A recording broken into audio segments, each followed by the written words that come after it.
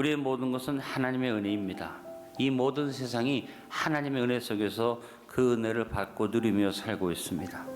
그런데 안타깝게도 대부분의 사람들은 은혜를 받고 있고 은혜를 누리고 있음에도 불구하고 은혜를 깨닫지도 못하고 알지도 못하고 감사하지도 못하고 살고 있습니다. 그래서 바울은 탄식하는 마음으로 오늘 본문에서 탄식을 합니다. 하나님의 은혜를 헛되이 받지 말라. 바울은 오늘 하나님의 은혜에 대한 말씀을 하면서 때와 시간을 언급합니다. 그 때와 시간의 언급이 지금은이라는 말입니다. 우리가 은혜를 헛되이 받지 않기 위해서 오늘 바울이 때와 시간에 대해서 언급한 지금은이라는 이 단어를 의미를 가지고 우리가 묵상함으로써 하나님의 은혜를 명실상부하게 누릴 수 있게 되길 간절히 바랍니다. 제일 먼저 지금은이라는 이 말은 현재라는 시간의 중요성을 강조하는 말입니다. 하나님 은혜의 섭리 앞에서 현재라는 시간은 가장 중요한 시간입니다. 우리에게 있어서 과거도 있었고 미래도 존재하겠지만 현재라는 시간이 있기 때문에 과거도 의미가 있는 것이고 미래가 해석될 수 있는 것입니다.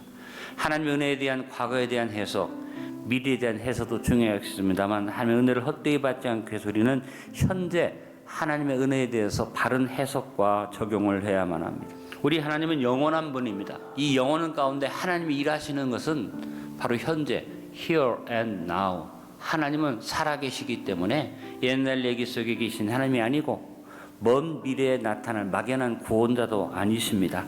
하나님은 지금 여기에 현재 살아 역사하는 살아계신 하나님이십니다. 오늘 지금 나의 삶의 현장에 살아계신 하나님이 역사하고 계심을 믿는 것이 바로 명실상부하게 은혜를 받는 일이 됩니다. 가장 강력한 은혜의 시간이 지금입니다. 저는 우리가 지금은이라는 말의 의미를 현재라는 시간을 최선을 다하며 살아라는 권면으로 받기를 원합니다. 지금이 바로 은혜 받을 만한 때요. 지금이 바로 구원의 날이다. 오늘 할 일을 내일로 미루지 맙시다. 믿음으로 오늘 감사함으로 깨어서 하나님이 주신 오늘 현재에 주신 축복을 누리면서 망원진세를 이루어가기를 간절히 바랍니다. 지금은 이라는 이 말 속에는 하나님의 보장이 숨겨져 있습니다.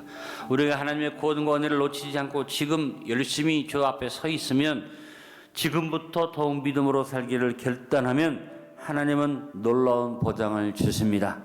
시편 121편 8절에 말합니다. 여호와께 너희 출입을 지금부터 영원까지 지키시리로다. 시편 125편 2절에도 산들이 예루살렘을 들음과 같이 여호와께서 그의 백성을 지금부터 영원까지 들으시리로다라고 말씀했습니다.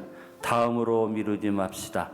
현재 주어진 기회를 놓치지 말고 은혜를 헛되이 받지 말고 담대한 믿음으로 속량의 복을 누리도록 합시다. 두 번째로 지금은 이라는 이 말은 여기까지를 감사로 마무리하는 정리정돈의 고백이 됩니다. 우리는 무엇을 마무리할 때가 되면 부르는 찬송이 정해져 있죠. 301장 지금까지 지내온 것 주의 크신 은혜라. 이 찬송은 지금 여기까지 은혜를 감사하는 찬송일 뿐 아니라 여기까지 지내왔기 때문에 지금 더 분명하게 새롭게 결단하겠다는 다짐의 고백이 바로 이 찬송의 의미라고 생각합니다. 사무엘 선지자가 미스바의 백성을 모으고 성회를 선포하고 회개하고 나가서 블레셋을 쳐서 크게 이긴 후에 사무엘상 7장 12절에 사무엘이 돌을 취하여 미스바와 센사에 세워 이르되 여호와께서 여기까지 우리를 도우셨다고 그 이름을 에벤에셀이라 하니라. 에벤에셀의 의미는 뭡니까? 여기까지 우리를 도우셨다라는 고백입니다. 하나님 인도해 주고 도와주셔서 지금 오늘 여기까지 에벤에셀로 도와주셨습니다.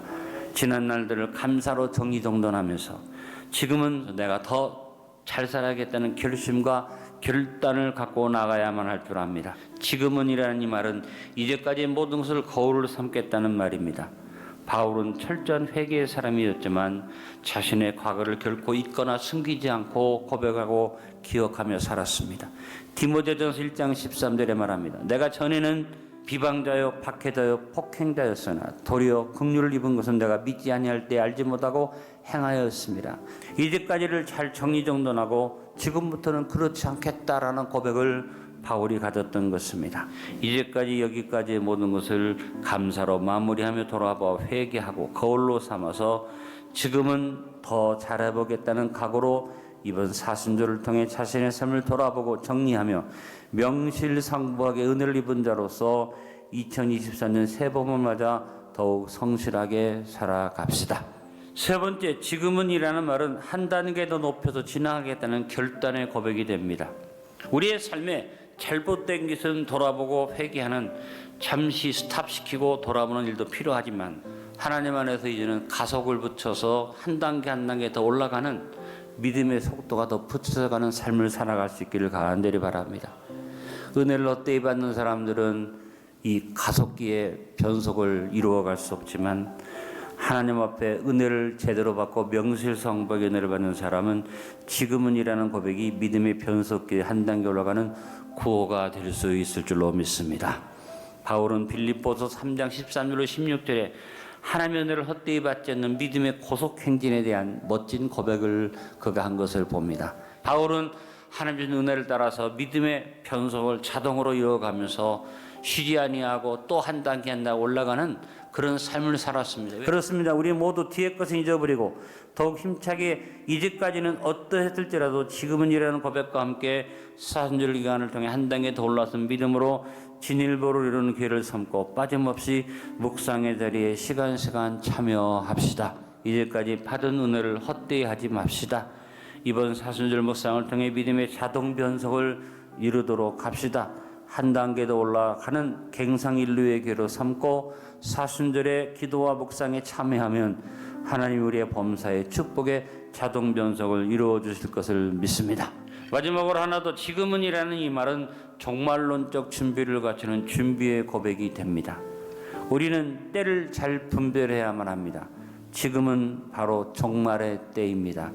준비를 하지 않는 사람은 하면을 헛되이 받는 것이지만 지금 우리가 예수의 은혜를 경고로 생각하고 깨어서 복음을 전하고 준비하면 명실상부하게 은혜를 받는 복된 자리에 서게 될 줄로 믿습니다. 우리 모두 다 명실상부하게 은혜를 받은 자가 되어 예수님의 재림을 준비하고 기다리는 증인의 자리에 서도록 합시다. 우리가 살고 있는 지금은 바로 종말의 마지막 때입니다. 하나님의 은혜가 가장 많이 부어지고 있습니다. 은혜를 헛되이 하지 않도록 깨어서 주님의 재림을 준비하는 안디옥 성도들이 되시길 간절히 바랍니다. 누구도 부인할 수 없는 마지막 때의 징조가 처처에 나타나고 있습니다. 우리는 깨어서 병성하여 주님의 재림을 준비해야만 합니다. 이와 같은 종말론적 의미에서 지금은 아직 은혜 받을 만한 때요 구원의 날입니다. 하나님 우리에게 준비하는 기회를 주신 때입니다. 사순절과 같은 특별한 기간들은 우리가 깨어서 종말을 준비하는 복된 시간들을 갖는 기회가 되는 것입니다. 오늘 말씀의 결론을 맺습니다.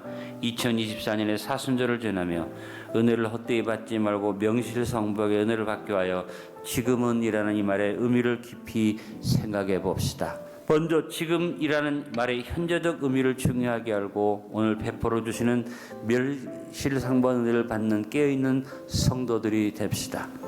여기까지 하나님이 도우셨습니다. 이제까지의 모든 것을 잘 정리정돈하고 감사와 회개로 마침표를 짓고 새롭게 되어 명실상부하게 지금은의 은혜와 복을 놓치지 않도록 합시다. 세 번째, 이번 사순절 기간을 통해 한 단계 더 높은 믿음의 삶을 결단하며 더욱 분명한 하나님의 보장을 기대하며 명실상부하게 은혜를 받아 더 나은 내일을 열어가도록 합시다. 마지막 네 번째, 지금은 종말의 때입니다. 준비와 결단이 필요한 때입니다. 때를 분별해 지금을 놓치거나 내일로 미루지 말고 명실상부하게 은혜를 받아 무장 갖추고 복음을 전하도록 합시다.